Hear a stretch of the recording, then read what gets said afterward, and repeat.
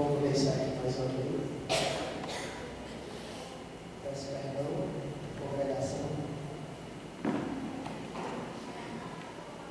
De perdão primeiro por morar em Maracanã. Depois que houve alguns imprevistos, minha amiga Lara, garota imprevistos, eu quero apresentar aqui alguns irmãos amigos meus no decorrer da caminhada. Quero pedir para ficar de pé. Meu amigo Washington, minha amiga Luana e a minha amiga Lara. É a maior dos três, esse casal. São lá de Maracanã, mas eles são gente boa, apesar disso. Quero apresentar também meu amigo Daniel e minha amiga Letícia, que estão aqui conosco também. Eu quero apresentar meu esposo Patrícia. Eu quero me apresentar, meu nome é Jetson. Que bom poder estar aqui, irmãos, mais uma vez. Minha amiga Larinha, ela é uma garota de imprevistos aí.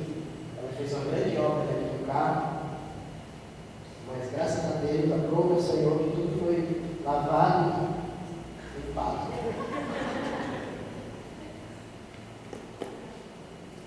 E vamos mais demorar, né? Eu quero parabenizar a congregação pelo trabalho desses dias. Eu estive conversando com o pastor Wendel, ele não pôde estar nos últimos dias, ele está fora do estado, e ele me pediu para eu agradecer em nome dele, em nome do ministério, o trabalho da congregação, parabenizar os irmãos, e realmente eu pude perceber, observar o esforço, o empenho, a dedicação, o amor. Querida, Deus é quem vai te recompensar.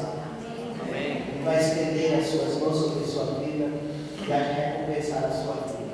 Eu quero parabenizar a igreja pela iniciativa de sair de dentro das quatro paredes e de fazer igreja lá fora.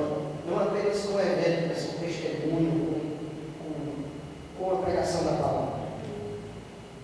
Queridos, abramos nossas Bíblias no Evangelho segundo escreveu Lucas, no capítulo de número 14, no versículo de número 15.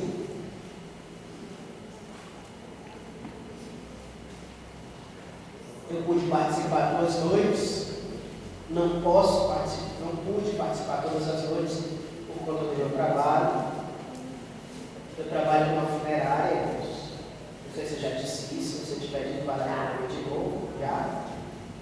E não tem hora para morrer, né? Então o plano é 24 horas. E eu faço parte, de algumas atividades noturnas lá na igreja.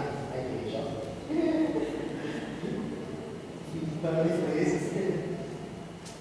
E eu não posso, infelizmente, não posso participar durante a semana à noite.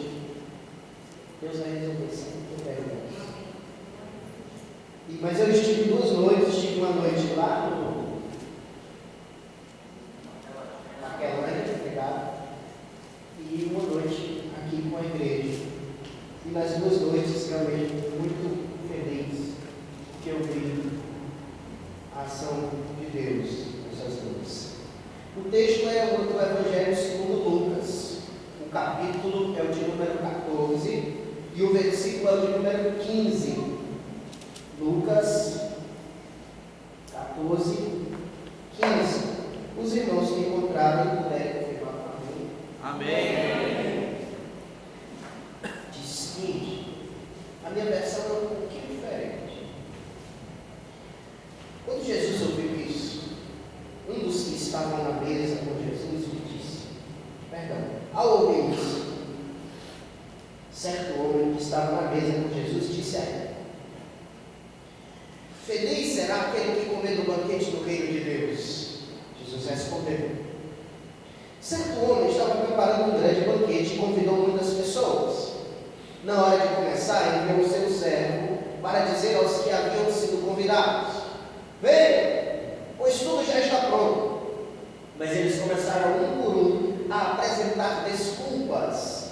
O primeiro disse: acabei de comprar uma propriedade e preciso ir vê-la. Por favor, desculpe-me. O outro disse: acabei de comprar 5 juntas de boi e estou indo experimentá-las. favor, desculpe. E ainda outro diz: acabo de me casar, por isso não posso ir. O servo voltou e relatou isso ao senhor da festa. Então o dono da casa irou-se e ordenou ao seu servo: vá rapidamente para as ruas e becos da cidade e traga os pobres, os aleijados, os cegos e os mancos. Disse o servo: o que o Senhor ordenou foi feito, mas ainda há lugar para você. Então o Senhor disse ao servo: vá pelos caminhos e valados e obrigue-os a entrar, para que a minha casa fique cheia. Eu lhes digo: nenhum daqueles que foram convidados provará do meu banquete. Até aqui, nosso Pai, nós te agradecemos pela oportunidade de termos lido a tua palavra, de termos contato com ela. Nós queremos pedir o teu Espírito, que é vivo neste lugar, que é real, que ele tenha liberdade de falar aos nossos corações. Amém. Nós queremos pedir que o teu Espírito que nos moveu e que nos trouxe a nós essa sede de buscar a tua palavra, que ele tenha a mesma liberdade de nos dar compreensão dela. Nós queremos te pedir, ó Deus, que a tua palavra venha mexer conosco e venha ser plantada dentro de nós, para a glória e louvor do teu nome, Jesus. Amém. Amém. E graças a Deus. Irmãos, eu levei um certo tempo para descobrir a minha vocação na igreja. Eu tinha uma ânsia grande de fazer missões transculturais. Eu tinha vontade de ir para alguns lugares diferentes. Talvez por curiosidade de conhecer e de saber como é a cultura. Mas com o passar do tempo, eu fui percebendo que eu estou mais no perfil de quem cuida, quem trata o peixe que foi pescado. E eu, como pastor, me preocupo bastante com o que está sendo, como o rebanho está se alimentando, como a igreja está se formando, qual é a mentalidade que está sendo formada na igreja. E quando eu digo igreja de uma forma geral, não simplesmente a nossa, não simplesmente a local, não simplesmente aqui, mas a igreja como um todo. A ideia de igreja, a ideia de se fazer igreja, de se fazer igreja crescer, de se fazer igreja existir, o comportamento, a maneira como ela pensa, me preocupa. Porque quando a gente se envolve, quando a gente visita certos ambientes, a gente absorve cultura de certos ambientes, comportamentos, ideologias. A gente começa a ver aquilo e aquilo começa a se tornar comum ao nosso mundo. Ora, nós viemos de lá. Antes nós não tínhamos a Bíblia, nós não tínhamos a nossa fé como regra de conduta. É natural que, a partir do momento que quando a gente veio, a gente continue com algumas coisas de lá. A gente continua com algumas ideias, algumas coisas de como a gente interpreta a vida, de como a gente reage diante da vida. É normal. A gente vivia de um ritmo de vida, a gente construiu a vida com uma ideia, e aí a gente veio para cá, não, mas lá onde eu estava era assim, assim, assim. Isso acontece meio que inconscientemente, meio que sem perceber, como diz o Chaves, sem querer querendo. Acontece espontaneamente, que a gente foi acostumado há vários anos assim daquele jeito. E o nome disso é mundanismo. Eu me preocupo, quando eu falo mundo, eu não falo do planeta Terra, eu falo da ideia que se move, que faz a humanidade se mover. Quando eu digo mundanismo, eu estou falando do conjunto de valores, do conjunto de atitudes, daquilo que é valioso para a sociedade de hoje. E que muitas vezes esse mundanismo às vezes quer chegar para cá. A gente pesca, fisga, atrai, e o camarada vem, mas aí junto com ele vem a bagagem dele. Para tratar é que é um negócio.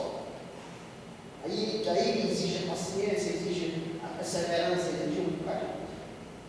Mas uma grande preocupação minha, e acredito que da maioria, é no que diz respeito à ideia sobre como é Deus e como é o reino de Deus.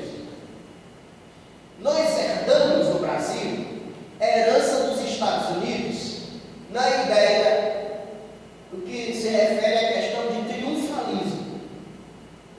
Surgiu na década de 80 um movimento chamado Movimento da Fé.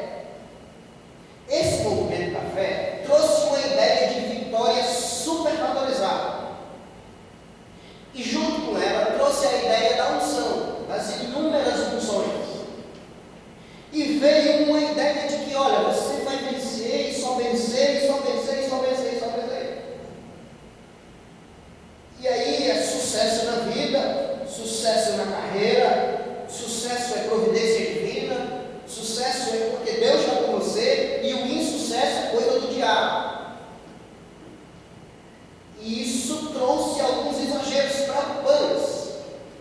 Essa ideia muito secularizada sobre o reino de Deus, essa ideia do sucesso entrou na igreja e acompanhou a igreja. E em alguns casos frustrou as pessoas. E a gente precisa entender o ser humano como um todo, e não apenas o evangelho, mas como um todo, para a gente entender por que a igreja se comporta muitas vezes assim. As pessoas, por essência, elas desejam se autossatisfazer. Isso faz parte da natureza humana, nós buscamos isso. Nós queremos a autopromoção. A nossa preocupação, muitas vezes, é somente com as nossas próprias dificuldades, com os nossos próprios problemas. É a minha vitória, a minha bênção, a minha causa, a minha vida, o meu chamado, a minha vocação, o meu sucesso. Nós somos essencialmente individualistas. A ânsia em querer, muitas vezes, ter, conquistar, nos leva a também a ânsia de querer ser mais, conquistar mais e fazer mais. Isso é perigoso. Por que é perigoso? Porque faz com que a humanidade se desumanize. Como assim? Preste atenção. À medida que aumenta para a gente a possibilidade da gente conquistar, da gente ter vitória, da gente ter sucesso, e de cada vez mais a gente desfrutar o prazer de conquistar e de vencer e de ganhar, a gente se esquece da conquista do outro. Quando eu puxo a sardinha para a minha brasa, a brasa dele fica sem sardinha. É aí onde mora o perigo. Aí a gente canta e compõe música do tipo assim: olha, quem te viu passar pela prova e não te ajudou, quando te vê lá na bênção, vai se arrepender. Ele vai estar lá na plateia, tu vai estar no palco, e ele vai ver que agora é o teu sucesso, não mais o teu. É tipo assim, se preocupa não que eu passo na cara desse desgraçado. Que dia tu passa na cara dele? Quer Deus vai guardar. É mais ou menos essa ideia. É a minha vitória. É o meu sucesso. Não é mais o sucesso do grupo, da comunidade, do próximo. É a minha dor, não é a dor do meu irmão, é a minha. Entende? Eu não estou desvalorizando o problema de ninguém. Eu estou dizendo que a gente precisa ter cuidado com a supervalorização do nosso próprio interesse. Jesus, extraordinário Jesus, propõe a humildade. Mateus 5,3, o que é que diz? A primeira bem-aventurança é qual? Quem é que sabe? Primeira bem-aventurança. Não vá pescar. Bem-aventurados os humildes, os pobres de espírito. Jesus propõe a humildade. É absurdo. É absurdo. Somente os que são humildes de espírito, ou seja, os que não veem, os que não se olham plenos em si mesmo, os que não se veem abastados, os que não se acham melhores que os outros, mais cheios de merecimento, como diz a minha mãe, mais merecidos que os outros. Somente aqueles que se acham simples, que entendem que a vida é simples, somente os que são humildes a ponto de abrir mão de si e se preocupar com o outro. Esses é que vão herdar o reino de Deus. Ele não se vê independente. Porque quando a gente ansia ser o primeiro, só existe um primeiro. O outro já é segundo. Se for eu o primeiro, o outro já é vice. No pódio, que é a ideia da vitória, que é a ideia de chegar lá, de ser mais um vencedor, foi erroneamente interpretada dessa forma. É a ideia de que é só eu sou independente, apenas eu, e eu não preciso de ninguém, louvado seja eu. O reino não é assim. O reino é do que depende do outro. Surgiu na década de 80 um camarada que supervalorizou a tese do indivíduo, e ele dizia que acreditava no indivíduo absoluto. Creio na plena existência do indivíduo. Mentira! Nós não somos indivíduos. Não existe indivíduo. Não existe isso, querido. Você não é só no mundo. Você é o que seus pais educaram. Você é o que seus professores educaram. Você é o convívio com seus irmãos. Você é o convívio com seus amigos. Você é o convívio com a sua igreja. Você nunca é uma ilha sozinho, isolado no mundo. Você sempre precisa de alguém. Nós nunca estamos sós. Para eu ser médico, eu preciso de paciente. Para eu ser pastor, eu preciso de ovelha. Para eu ser palhaço, eu preciso de plateia. Nós sempre somos codependência. Não existe indivíduo. Nós sempre aprendemos com alguém, sempre doamos para alguém, sempre recebemos de alguém, sempre somos alguma coisa, resultado de alguma relação. E a relação do eu sozinho não combina com Deus, porque Deus é trino e ainda resolveu criar o ser humano para se relacionar com Ele por amor. Essa é a graça de Deus. Essa é a graça do amor de Deus, do Deus que não quis ser sozinho em si mesmo, mas do Deus que quis se relacionar conosco e nos amar da maneira que nós somos.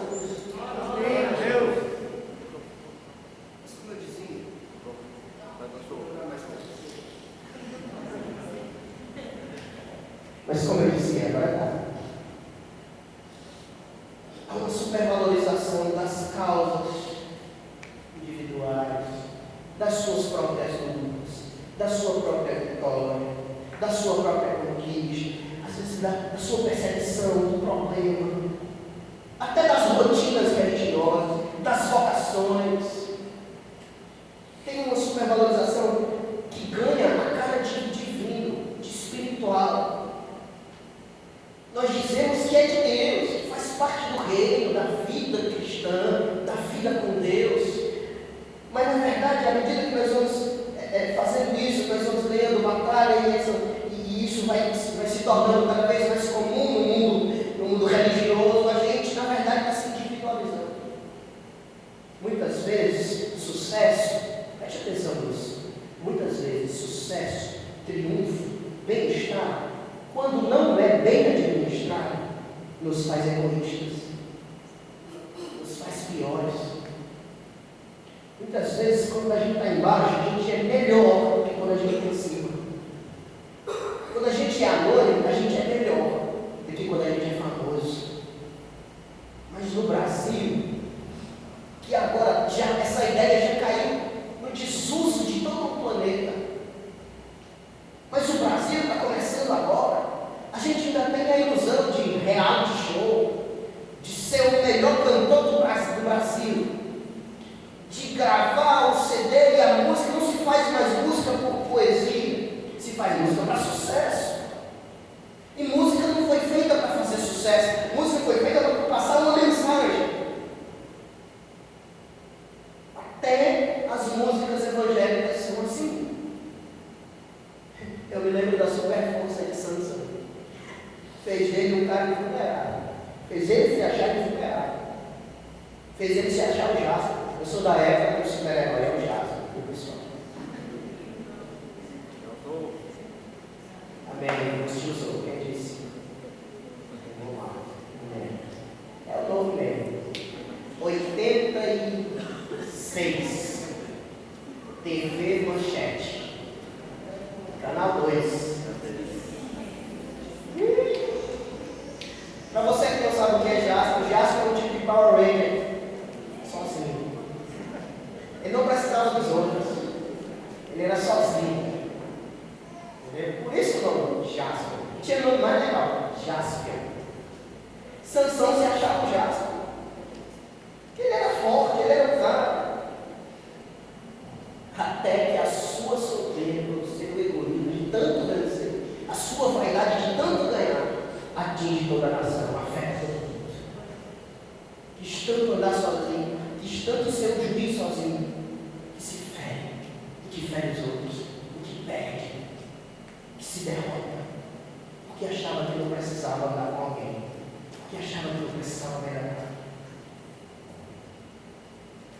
É mais parecido com Jesus. Presta atenção nisso. Se parece mais com Jesus, o que se humilha, o que serve, o que procura se reconciliar, o que dá chance para quem trai, o que quebra a casca do orgulho, o que se mostra família, humano, do que o orgulhoso. Jesus fala sobre si mesmo em Mateus 11:29. Aprendei de mim porque eu sou manso, né? Humilde. Por que Satanás foi expulso? Porque Satanás existe o sentimento do Antônio de Jesus. Quando que lá em Filipenses, no capítulo 2, a partir do versículo 5, Paulo diz assim: olha, Jesus não se orgulhou de ser Deus e se tornou em forma humana. Lá em Ezequiel 18 diz assim: tu se orgulhou, ó querubim, e quis colocar o teu trono acima de Deus. São dois sentimentos completamente opostos. O orgulho é filho do diabo. Se há possessão demoníaca, se há ação diabólica na vida de alguém, essa ação também começa com orgulho. Eu me recordo de um camarada que veio alugar um prédio, um televangelista desses aí. A empresa onde eu trabalho possui uma rádio de temática religiosa, evangélica. E eu também já participei de ministério que também possui uma rádio. Então eu tive muito contato com muito artista gospel, tanto cantor quanto pastor. E aí um desses pastores veio de helicóptero até o Ceará para alugar um prédio aqui para montar uma igreja. Não sei que hora tem, pode ir, até meia-noite. E aí ele veio alugar o prédio e foi ali para a região de Siqueira. Viu, Antônio? E foi para ali de Siqueira, aí olhou as casas, não viu um prédio grande, não avistou a praia, não viu um shopping. Agora vai ter na praia lá para bicicletinha. Não viu, aí disse assim: não, esse aqui não é meu amigo. Vamos para o outro lado. E foi para o outro lado. Voando de helicóptero. Ele levou a sério aquele negócio de vir sobre as nuvens. Ele chegou lá na região ali da água fria, que é meu público. Viu prédio, viu shoppings mais caros da cidade. Eu me lembro de um outro pregador conhecido. A gente foi pegar ele no aeroporto para levar ele até o Sesc de Paraná. Chegou na porta do Sesc de Paraná, era 2 horas da manhã quase. Ele foi dizer assim: o que é isso aqui? Ele veio fazer: não, aqui você vai ficar hospedado, porque eu ficar aqui, me respeite, rapaz. Eu sou fulano de tal, pregador tal, de não sei o que, não sei das contas. Que vergonha, essa cara dei minha volta e me leva para o hotel. Aí, olha, o motorista estava na aula no final, é o seguinte: se o senhor é o seu, não importa que não tem como eu fazer isso agora, desde que o carro fique aí. Depois eu vou descer que amanhã eu vou alugar um hotel comigo. Humilde. As escolas de formação das nossas pessoas estão falhando. Porque, às vezes, ao invés de formar servos, forma artistas, forma super-humanos, Pessoas que não falam, pessoas que não admitem que o outro falha perto delas. Porque se falhar perto do outro é motivo de escândalo. A próxima ligação do celular, está sabendo, fulano? Não, não sabendo depois, disse que pegaram meu irmão com a boca da notícia. Foi. E se lambuzou, foi todo, viu?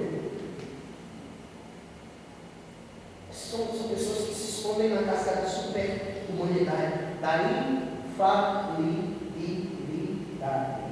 Eu tenho que falar devagar, se falar rápido, mas eu falo em unidade. Esse bicho aí. O texto que eu li, e agora eu vou começar a pegar, fala sobre uma parábola de Jesus. Jesus vai comer na casa do fariseu, e aí Jesus fala sobre chamar as pessoas pobres para o banquete, e fala também sobre quem deseja se sentar em lugares importantes. Se tu quer se sentar num lugar, quer ser honrado, chega num lugar, se senta num lugar de menor importância, que aí, como tu foi convidado, o dono da festa vai te chamar e vai te colocar num lugar mais importante, vai te honrar. Mas se tu for logo procurar o primeiro lugar, corre o risco de chegar alguém mais importante, que tu sempre tem um mais importante, e aí tu vai ter que ceder teu lugar e tu vai ser humilhado. Então Jesus está querendo dizer, olha, não busca, não enche teu coração dessa vaidade de querer ser alguém dos outros, de querer ser alguém apenas estético, mas enche teu coração de humildade. Aí alguém vai levantar a mão e diz assim, naquele dia nós vamos comer um grande banquete no reino de Deus. Aí Jesus começa a parar. O reino de Deus é mais ou menos assim. Um cara fez uma festa e chamou as pessoas importantes para a sua festa. Os importantes não quiseram ir. Um disse, olha, eu comprei tal negócio, eu comprei bois, eu acabei de me casar, a gente não pode ir. Ah é? Pois então eu vou chamar os mendigos para a festa. Vou chamar os moribundos, os que estão na rua. Não chama ainda, então chama os piores ainda. E enche, obriga-os a vir. Essa parábola traz uma ideia teológica. Primeiro, a história de Israel. Jesus é o dono da Deus é o dono da festa. Quem convida as pessoas para a festa é Jesus. Os judeus são os importantes que rejeitam a festa. A festa é o reino de Deus. Eles são orgulhosos e eles rejeitam a festa, porque eles amam mais a sua religiosidade do que Jesus Cristo, do que a proposta de Jesus.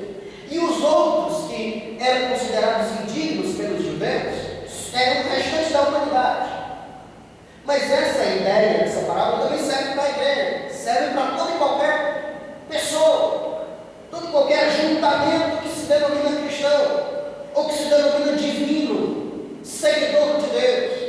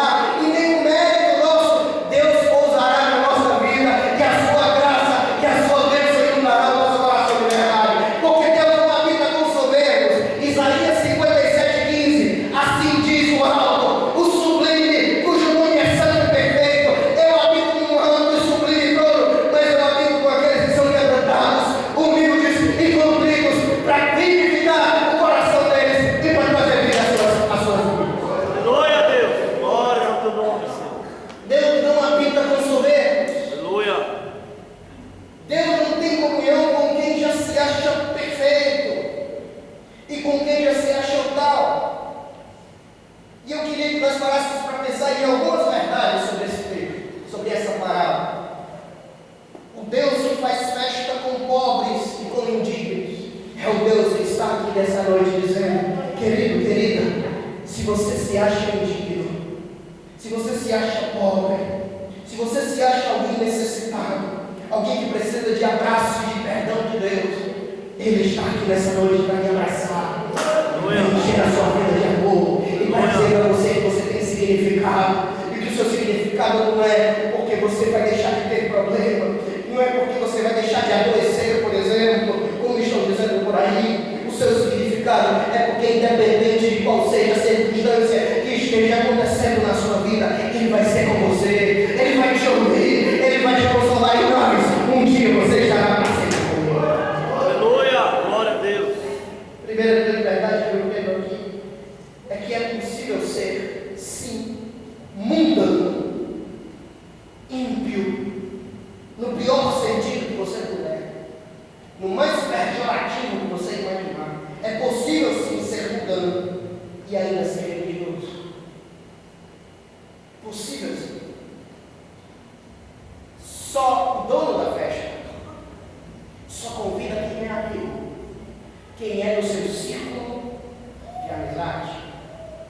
Entenda a linha de raciocínio. Ele só convida para a festa quem faz parte do seu convívio. Se a festa é o reino e o convite é o convite para participar do reino, dessa prática, então são pessoas que já convivem, são pessoas que estão minimamente próximas. Trazendo para a ideia teológica, o convite foi feito para os judeus, que era uma nação basicamente religiosa.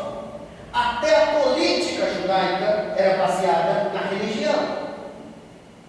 Se o convite foi feito a religiosos e os religiosos não entenderam que eles tinham que vir para servir o outro, que eles tinham que vir para perdoar, que eles tinham que vir para quebrar o orgulho, eles que não conseguiram compreender isso e preferiram amar a razão que a religiosidade deles lhes garantia, na verdade eles eram religiosos, mas ainda tinham um coração ímpio. E o que tem de gente que apresenta desculpa dentro da igreja para não mudar, para não passar a ser humilde, para não servir, para não perdoar, para não fofocar. O que tem de gente que tem motivo e razão para ser intrigado. Eu conheci uma pessoa que servia, era diaconisa do ministério, servia a Santa Ceia, muitas vezes servia a mim, lá em cima no altar, os obreiros ficavam no altar, e ela veio conversar comigo e pedir ajuda, porque fazia 10 anos que ela não falava com a própria irmã, diaconisa de um do ministério. Pessoas que não compreenderam, elas convivem com o Evangelho, mas elas não entenderam o reino. É possível sim ser religioso, é possível sim falar em línguas e fofocar, é possível sim, existe isso. É possível ser televangelista e desfrutar de mansões, de áreas climatizadas, de viajar em helicóptero. É possível sim ter vocação denominada vocação de servir e desfrutar do melhor da terra, que está escrito que eu vou comer do melhor da terra. É possível sim dizer que tem Jesus e não evangelizar. É possível sim ser religioso e ainda ser humano, no sentido mais egoísta da palavra. Foi isso que aconteceu com quem foi convidado para a festa e preferiu o seu humanismo, preferiu a sua vida, preferiu as suas questões pessoais. Querido, querida, se Deus hoje está falando ao seu coração, abra mão no nome de Jesus. Deixe Deus conquistar a sua alma. É mais do que uma prática religiosa, é mais do que uma frequência ao templo. Às vezes a gente não odeia, mas a gente tem um sentimento contrário ao amor. Penso eu que o ódio está antes. O ódio está antes sentimento que é contrário ao amor. Eu não sei dizer que nome se dá esse sentimento contrário ao amor. Mas eu penso que uma das características desse sentimento contrário ao amor é a indiferença. Contrário de amor não é ódio, é indiferença. Às vezes a gente não odeia, mas a gente é indiferente. O nosso coração não arde mais. Tipo o calo do pé que com o tempo enrijece e não mais dói. É indiferente, não mexe mais. A gente não se condói mais. O coração já se endureceu, já se enrijeceu, já ficou ímpio, já ficou mundano, já ficou egoísta, já pensa só em si. A segunda grande verdade que eu entendo aqui é que eu encontro no versículo 18 e versículo 19, também baseado nas desculpas. Ele diz assim: olha, nós todos apresentaram desculpas. O 19 diz assim: eu comprei bois, acabei de comprar bois. Eu não posso ir, versículo 20, eu acabei de me casar.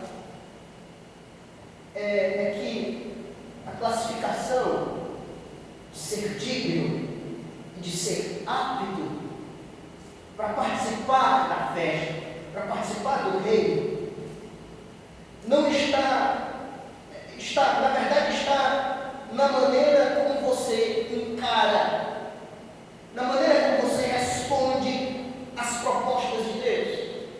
Eu vou explicar melhor. Deus chega para nós e diz assim: querido, abre mão de ti, quebra teu orgulho. Não, Deus, mas tu é tu que está no meu lugar, que passou 10 anos convivendo com essa pessoa, que quando eu vou me aproximando para perdoar, ela me dá um outro motivo para me lembrar de todas as outras coisas que ele fez. Querido, abre mão de ti e serve e dá outro. Não, Deus, mas o meu tempo, as minhas prioridades, a gente sempre tem alguma desculpa.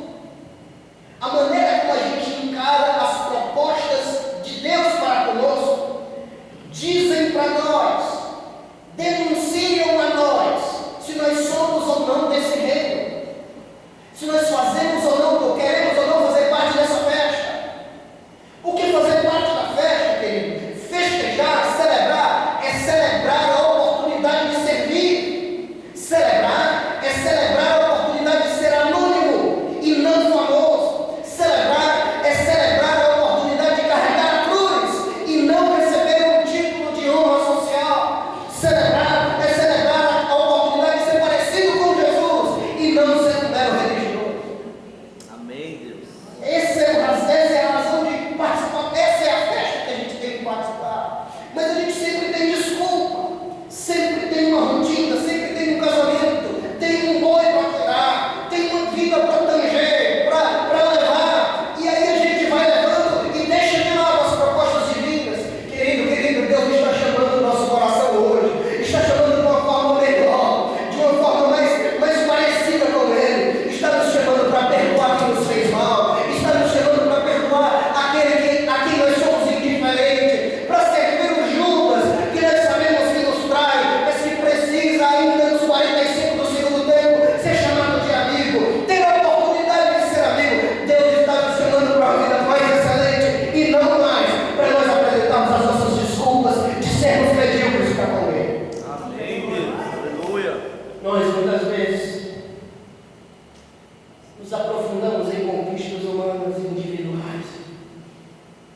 e vivemos somente em torno disso, e por consequência vivemos à margem da proximidade com o caráter de Deus.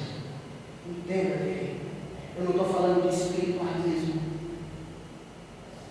eu não quero subvalorizar práticas espiritualistas como oração de Deus. Eu não quero, mas eu quero colocá-las no lugar onde elas devem estar. A gente gasta muito tempo orando e gasta pouco tempo servindo. A gente gasta muito tempo orando e pouco tempo se abraçando. Às vezes, a cura de um relacionamento não está na oração, está no abraço ao inimigo. Às vezes, a cura de um relacionamento não está na mera oração, está no abraço a quem nós somos indiferentes. Jesus diz assim: não penseis que pelo muito orar é que serão ouvidos. Não é o volume, é a qualidade. Pense nisso. Amém. Que se vê por fim. É muitas vezes. E é muitas vezes classificado como indigno aquele que se vê e que é muitas vezes classificado como indigno. Pode ser que seja o mais digno de participar da festa. Aquele que é supervalorizado. Aquele que não tem títulos. Aquele que não carrega os rótulos da religiosidade. Aquele que muitas vezes não é famoso. Que não tem a habilidade eloquente de pregar nos cultos. Às vezes as pessoas chegam para mim e dizem assim: puxa, você sabe falar em culto. Mas elas falam com a ideia assim: puxa, você é melhor do que eu. O pastor é melhor do que eu. Ah, meu Deus. Porque a gente cria os nossos heróis. A massa cria os seus perfeitos no seu imaginário. Mas nós não somos perfeitos, querido. Eu achei interessantíssimo um programa que está passando agora, que é do Pedro Bial, que eu achei que é uma história, um excelente escritor. E ele chamou o camarada para falar sobre mídia, sobre paparazzi, sobre esse negócio de fama e sucesso e a busca que se tem. E aí ele chamou o Agostinho Carrara, esse é o nome do ator. Eu chamo de Agostinho, lá para ele falar. E aí o Pedro Cardoso disse assim: olha, isso é mentira. Nós artistas não temos uma vida melhor do que dos outros. A nossa vida é tão banal e humana quanto a de qualquer um. Eu disse: puxa, a igreja às vezes faz isso. A igreja às vezes endeusa pessoas. Às vezes nós nos colocamos abaixo dos outros por causa de títulos e de funções. Querido, no reino de Deus não existe pastor, não existe diácono, presbítero. No reino de Deus nós todos temos o mesmo valor e nós vamos participar da mesma festa. Amém, Deus, aleluia. Não tem essa ideia de mais ou menos. E aí no versículo 21 diz assim: manda chamar os pobres, manda chamar os que são aleijados, manda chamar os que se veem errantes, manda chamar para a festa aqueles que não são arrogantes, manda chamar os que não deram desculpas, manda chamar os doentes, manda chamar os que estão na praça, para esses que têm um coração humilde, para esses que não têm um sentimento abastado, para esses que não se acham gasto da vida. A esses eu quero festejar com eles, eu quero dar um banquete para eles. Querido, talvez você tenha errado na vida, talvez você tenha falhado, e eu não estou fazendo apologia ao seu erro, nem à sua prática, porque a prática errada do homem traz consequências. Mas eu quero te dizer que apesar de você ter errado na vida, você ainda tem valor, e um dia vai ter uma festa e um banquete para você, e você vai ser aclamado como filho, vai ter festa na sua recepção, porque você tem valor para Deus. Ele foi até as últimas consequências pela sua vida, e você não perdeu o seu valor, você é importante. Aleluia. Glória a Deus. Em nome de Jesus. Aleluia.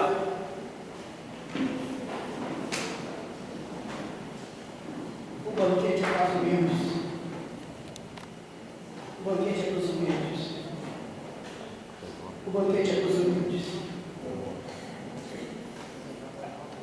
O banquete é para quem reconhece que precisa de melhor. A festa é para quem deseja ser menor. Tem uma canção que diz assim, acho que é uma das horas que o pastor dizia assim: uma das horas que o cristão mais mente é no fundo.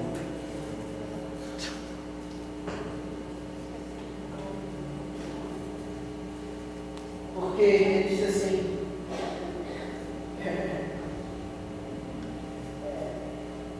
eu preciso de ti, querido irmão. Aí abraça o irmão: não, quer que está preparado, descansar.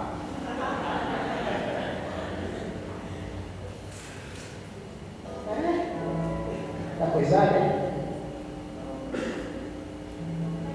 Aí tem uma canção que eu me peço em nome de Jesus. Uma vez a gente fazia um culto lá na empresa, uma vez por mês. E a gente cantava uma música aqui. A música diz assim: abro mão dos meus sonhos, abro mão dos meus planos, abro mão da minha vida por ti, abro mão dos prazeres, abro mão das riquezas por ti. Aí eu no meio da música, o pessoal tudo chorando, batendo na mão, e para.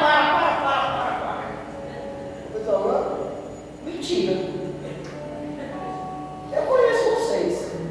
E é mentira que vocês estão cantando. Vamos cantar outra música, essa música aí Deus não está recebendo, não. É mentira. É mentira. É mentira. Ninguém aqui abre mão de prazer. A pessoa baixa a cabeça. Eu não estou querendo ser melhor do que você, não. É porque eu também não quero pecar.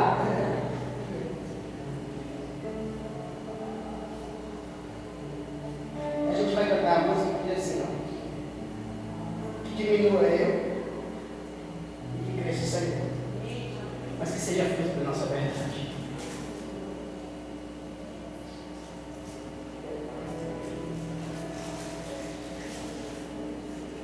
E se você deseja fazer parte dessa festa, deseja recomeçar,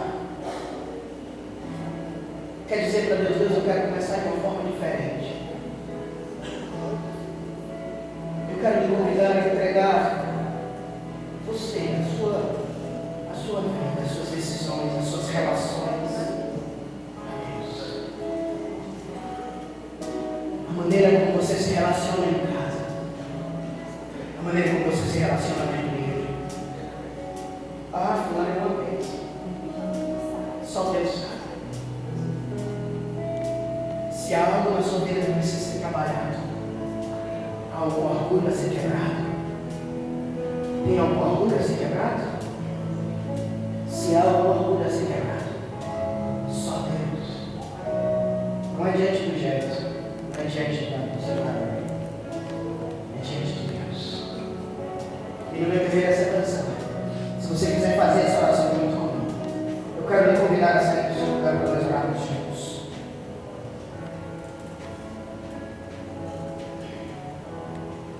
Eu não preciso ser reconhecido por ninguém. A minha glória é fazer o que reconheço a ti.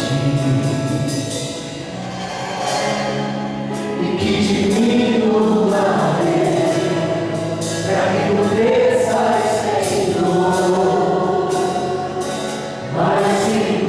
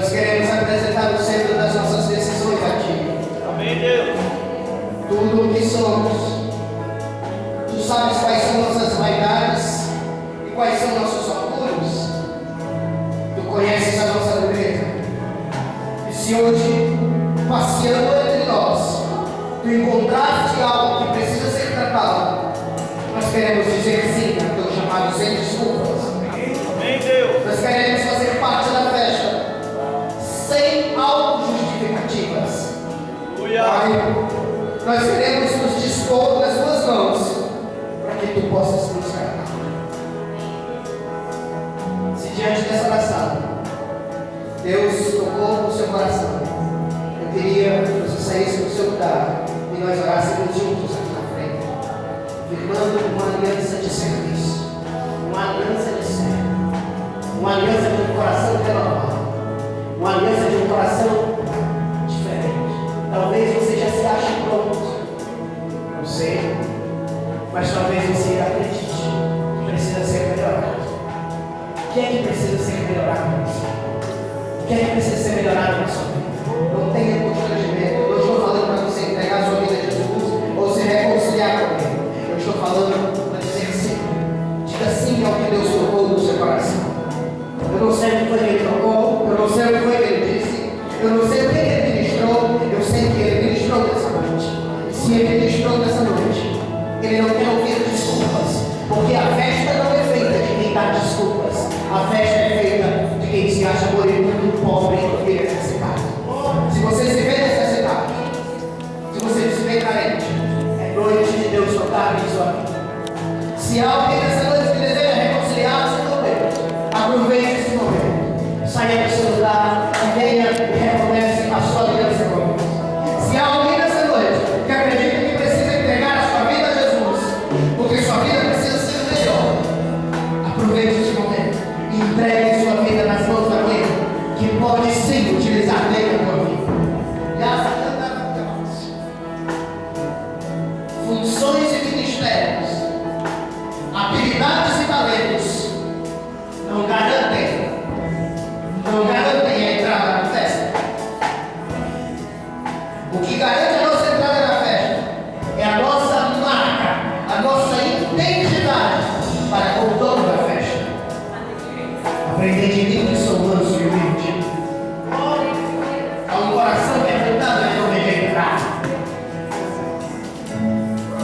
Querido, querida, você tem razão em ter se magoado, mas você não tem razão em não perdoar. Querido, querida, você tem razão em adorar esta pessoa, mas você não tem razão em odiar. Querido, querido, você é bom no que você faz, mas Deus não vai pesar o que você faz. Deus vai pesar quem você é e por que é feito. É diferente, é outro nível, é mais profundo. Deixa Deus tratar tua alma. Aleluia. Atrás das máscaras da religiosidade, das práticas que nós temos, existe o que realmente somos. Vem nos tratar dessa noite, Senhor. Tua graça me basta. Eu não preciso ser visto pelos outros. Aleluia. Eu não preciso guardar a minha razão. Eu digo hoje que a minha razão é de abrir mão da minha razão. Eu digo hoje que o nome que tem que ser visto não é meu, que tem que ser elogiado não sou meu. O talento foi Deus quem me deu, e o meu direito é de mostrar quem Ele é,